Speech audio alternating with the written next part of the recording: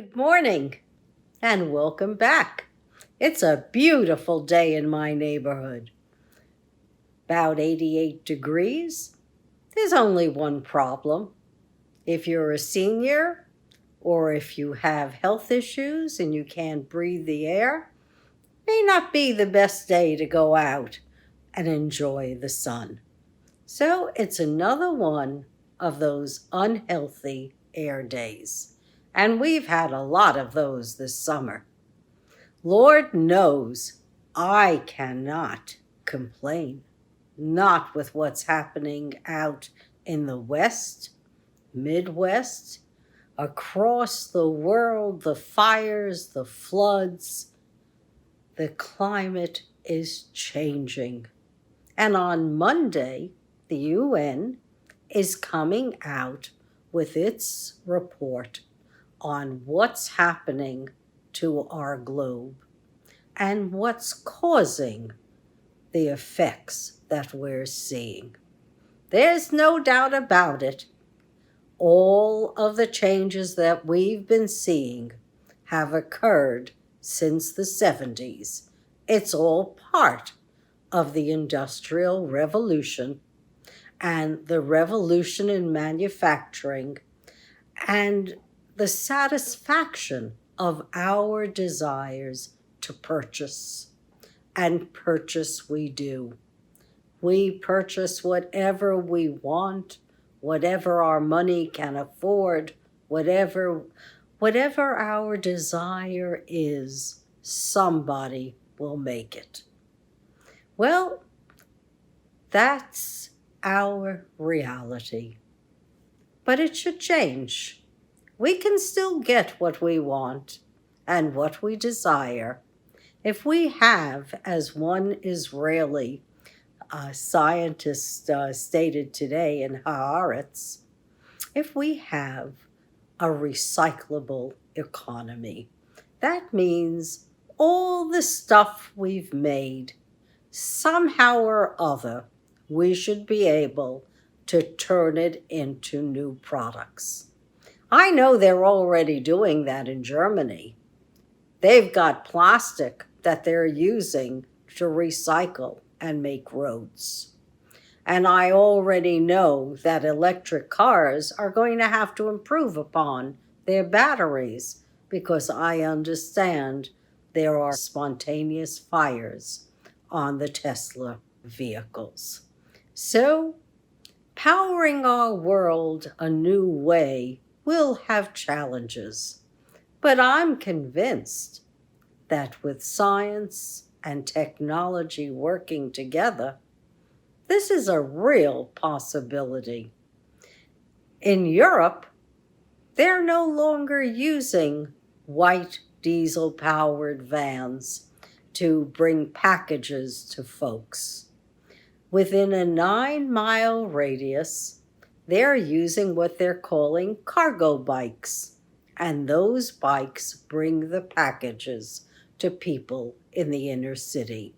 They're fast, they save over 4 million tons of carbon a year, and they're sustainable. I think they'd be a great idea for us in rural areas where folks are living in food deserts. If you needed to, you could have relays of these cargo bikes. You put in your order, somebody takes it to the nearest supermarket and brings you back the products you need in a couple of hours. I don't think any of us needs it more quickly than that, and it's doable. I'm reading about what can be done, but boy, we have a lot to reverse. We've got dead zones in the ocean and in the Gulf. And what is it caused by? It's caused by fertilizer and other organic nutrients that have been just dumped into our oceans. Those folks who thought they'd be floating on the oceans forever and escape the climate crises that we're seeing, I don't think that's going to happen, because if our currents slow down and you've got dead zones, I don't know where you're going to get food. So we've got to think about our world and think about what we're doing and how we're using our technology. Because techno power can be a source of good, but it can also be a source of evil. It can be a source of good if it brings us truth. Truth about the COVID vaccine. Truth that the COVID vaccine is the only way to wipe out COVID.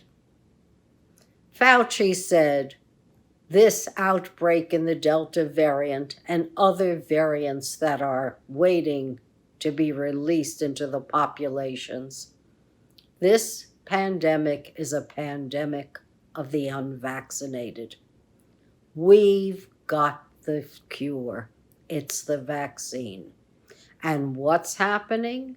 The misinformation in the millions is being perpetuated by social media. This is no different than climate denial that's also being perpetuated on social media. Misinformation spells, and it sells big time, and it pays for social media to exist. It's not done by ordinary folks like me or you. No. On the one hand, the fossil fuel industry is saying, oh yeah, they're on board. They're going to go to zero carbons by 2030, 2050, the latest. But in the meantime, they're targeting ads at over $9.5 million so that they're perpetuating misinformation. And the social media channels and platforms don't care. And certain cable programs don't care either. It's just like when we suffered with political misinformation through Cambridge Analytica and its liaison with Facebook. It's easy to perpetuate myths, but myths harm us, and harm us to the extent that we might not survive. There are many civilizations that have gone extinct. We don't want to do that, folks. We want to leave a world that's better than this one to our children and our grandchildren. I'm considering a mentoring program for young entrepreneurs. I like people with new ideas. I think they should be encouraged. Entrepreneurs are the future of all of our societies. They're risk takers by nature.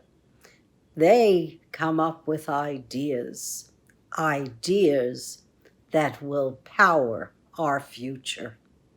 Let's not kill them off in social media with misinformation because it profits a few. We need those laws soon for social media platforms. It's because of them we couldn't prosecute people who had committed treason in this country, because we don't have laws on the books for theft of information when it's digitized. But this is a new world. People don't necessarily have to go into each other's homes or rooms to take something away from us. They can take our identities easily enough. And none of it is regulated or enforced. It's time to hire those IT folks. It's time to hire ethicists, people who have a background in culture and social awareness so that they can protect us from the lies that benefit others. That's my message. Let's stop Techno Power and misinformation. We have enough problems just trying to survive and thrive. The job numbers in America were good today. Over 900,000 now employed. Let's keep the engine of change going. Let's all be able to participate in a better world. We can do it. We know it. God bless you, and thank you for listening.